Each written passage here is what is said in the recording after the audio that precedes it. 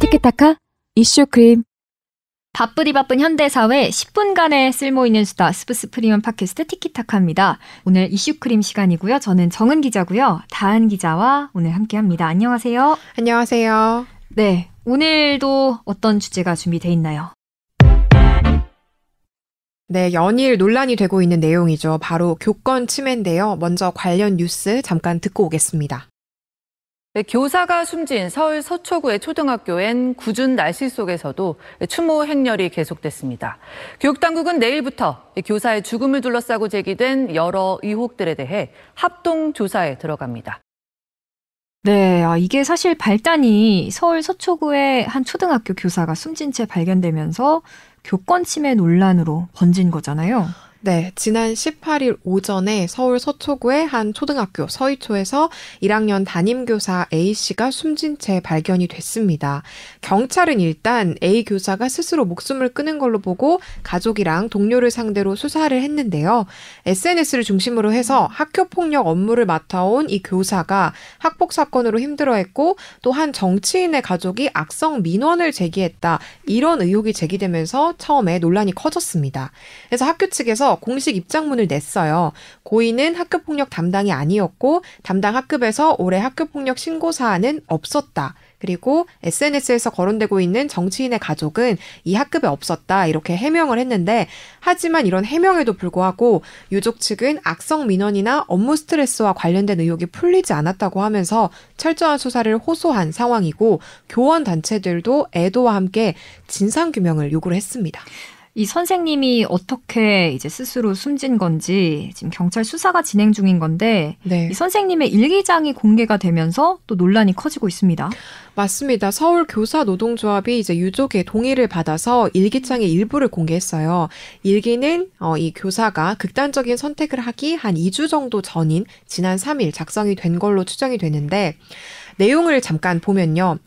금요일이랑 주말을 지나면서 무기력하고 처짐은 있었지만 그래도 힘들다고 느껴질 정도는 아니었는데 월요일에 출근한 뒤에 업무 폭탄 그리고 땡땡 학생 이름이 적혀 있는 거고요. 난리가 겹치면서 그냥 모든 게 다 버거워지고 놓고 싶다는 생각이 들었다. 이렇게 써져 있습니다. 그리고 숨이 막혔다고 하면서 밥을 먹는데 손이 떨리고 눈물이 흐를 뻔했다. 이런 말도 적혀 있었는데요. 일단 이 서울교사노조는 고인이 생전 업무랑 학생 문제로 학교 생활에 어려움을 겪었다는 점을 이 일기장을 통해서 확인할 수 있다고 하면서 노조가 제보를 통해서 학생 중 한 명이 큰 소리를 지르는 이런 행동을 해서 고인이 힘들어했다는 정황을 밝힌 적이 있는데 이것과 이 일기장의 내용이 일맥상통한다 이렇게 설명했습니다. 이 일기장 내용만 봐도 이 학교 업무 부담이 적지 않았던 것으로 보이는데 네. 경찰 수사 상황은 어떻습니까? 일단 서울 서초서에서 수사를 하고 있는데 네. 이 숨진 교사가 담임을 맡았던 학급의 학부모 일부를 지난주에 참고인 신분으로 불러서 조사를 했습니다. 이 교사가 숨진 뒤에 교사 커뮤니티에 이 A씨의 학급 학생이 연필로 다른 학생이 이마를 긋는 일이 있었고 이 일과 관련해서 고인이 학부모에게 악성 민원에 시달렸다 이런 소문이 퍼졌어요. 그래서 이번에 경찰 조사를 받은 학부모가 이 연필 사건의 양측 당사자고요. 또 서울 교사 노동조합이 이 일과 관련해서 학부모가 고인의 개인 휴대전화로 수십 통의 전화를 했고 또 고인이 방학 후에 휴대전화 번호를 바꿔야겠다고 말을 했다. 이런 증언이 있다고 주장을 했습니다. 그렇다 보니까 계속 파문이 좀 커지면서 이제 경찰은 서희초 교사 60여 명을 상대로 해서 A씨가 이 극단적인 선택을 한 배경을 탐문을 하고 있고요. 그리고 일단은 우선 그 A씨랑 친한 동료 교사들을 불러서 한 차례 조사를 마친 상태입니다. 또 이제 유족한테도 고인의 휴대전화와 아이패드를 제출받아서 포렌식할 예정이라고 합니다. 휴대전화를 포렌식하면 좀 더 드러날 것들이 많을 것 같은데 뭐 경찰 조사와 별도로 교육당국의 진상조사도 진행한다고 하던데 이건 어떤 내용이죠? 맞아요. 교육부가 서울교육청이랑 합동조사단을 꾸리고 이제 지난 24일부터 오는 27일까지 집중 조사를 시행하고 있습니다. 지난 24일 있었던 교육청 기자회견에서 몇 달 전에 자신의 딸도 같은 일을 겪었다고 하면서 같이 조사를 해달라고 눈물로 호소한 아버지가 있었어요. 영상이 화제가 됐었죠. 네, 이게 서울의 한 사립초등학교 기간제 교사로 근무를 했는데 근데 이 딸이 학부모에게 협박을 받고 힘들어하다가 결국 극단적인 선택을 했다는 겁니다. 그래서 교육부가 이렇게 교권 침해 사건으로 가족을 잃은 사례에 대해서 앞으로 일정 기간 동안 신고를 받는 방안을 검토하기로 했고요. 또 이제 교사들 절반 이상이 교권 침해 상황이 발생을 했을 때 혼자서 문제를 떠안고 가는 걸로 나타났어요. 특히 정식으로 교권보호위원회를 개최하는 비율이 2.1%밖에 안 되거든요. 그러니까 지난해 교권보호위원회 심의 건수가 3,000건이었는데 이걸 계산을 해보면 문제 제기도 못하는 그 현장의 교권 침해 사례가 한 해 14만 건이 넘는다는 얘기입니다. 이번 일을 계기로 교사들이 그동안 참았던 게, 골랐던 게 터진 것 같다는 생각이 듭니다. 네. 교권 침해가 어느 정도 심각한 거죠? 네, 최근에 이제 교원단체 전국 초등교사 노동조합이 실시한 교권 침해 실태 설문조사 결과가 있는데요. 이걸 한번 보면 심각성을 알 수 있습니다. 네. 설문에 참여한 초등교사 2,390명 중에 99.2%가 교권 침해를 당한 적이 있다고 답을 했어요. 다네요. 네. 그리고 이 유형을 보면 가장 많은 게 학부모의 악성 민원입니다. 이게 49%, 절반이죠. 또 정당한 생활 지도에 대한 불응이나 무시 이런 것들도 상당히 많은 부분을 차지했고 또 학부모의 폭언, 폭행에 시달렸다 이런 것도 많았습니다. 또 특히 교사의 인격을 모독하는 학부모의 악성 민원을 받았다는 답변이 전체 응답자의 절반에 육박을 했는데 한 교사의 얘기를 좀 들어보면 일이 커지지 않게 여기서 마무리를 하자.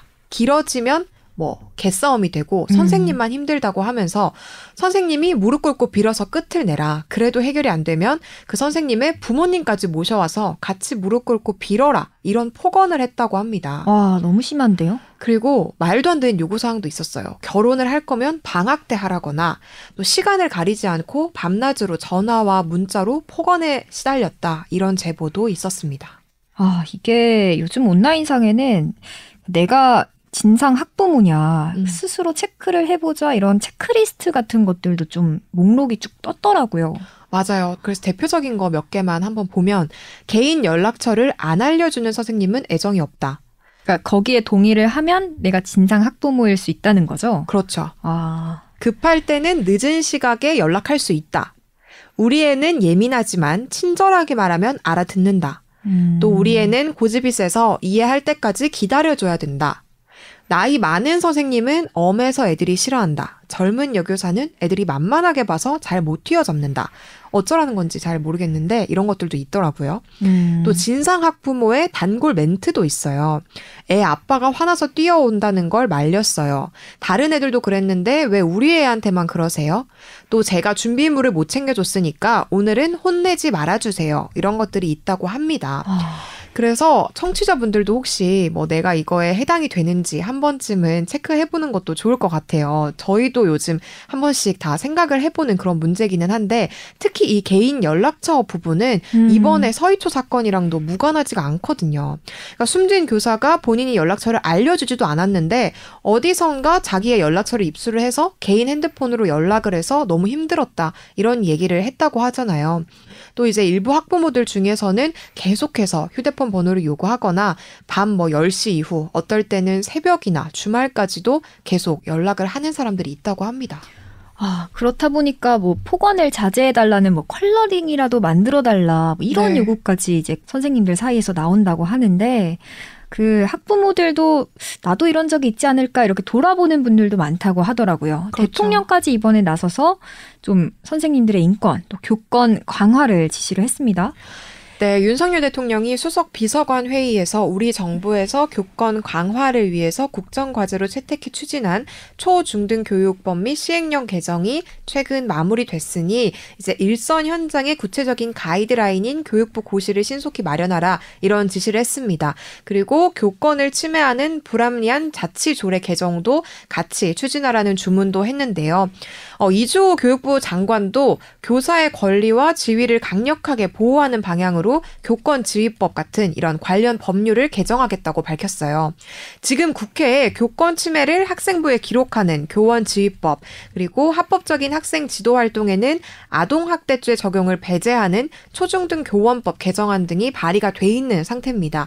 교육부에서는 교사의 권한이랑 면책 사유가 법에 명시가 되면 학생 인권조례 개정에도 명분이 생길 거다 이렇게 얘기를 했습니다.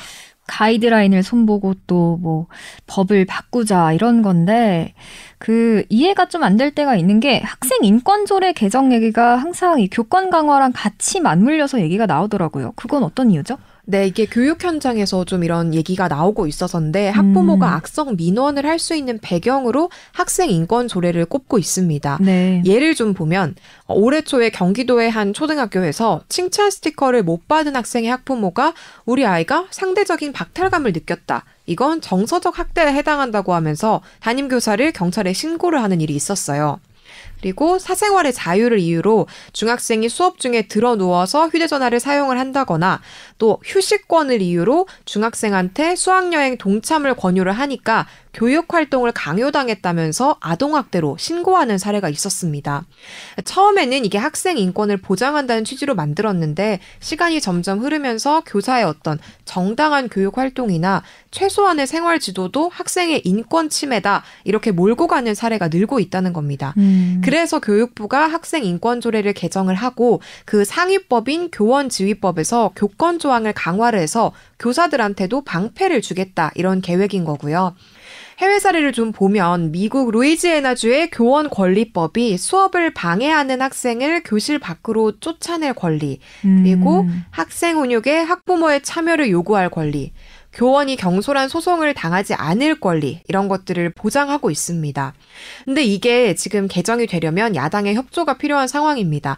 교사의 교육활동이 존중받을 수 있도록 방안을 수립하자 여기는 여야의 의견이 다 일치를 하는데 네. 이 학생 인권 조례를 놓고는 좀 시각차가 있어요. 야당은 학생 인권이랑 교권이 상충하는 게 아니고 양자택일의 문제가 아니라고 하면서 좀 함께 지키는 이런 문제로 봐야 된다 이런 입장인 거고요. 일단 그 국회 교육위원회에서 오는 28일에 전체 회의를 열고 정부를 상대로 현안 질의를 할 계획이어서 이날 이걸 좀 봐야 될 것 같습니다. 선생님들의 어떤 고충이 지금 본물 터지듯이 나오고 있는데 대책은 필요해 보입니다. 어떤 보호책이 나올지 지켜봐야겠는데요. 오늘 이슈크림 다은 기자와 함께 진행을 했습니다. 다음 시간에도 쓸모있는 정보 가져와서 10분 안에 빠르게 알려드릴게요. 다은 기자 감사합니다. 감사합니다.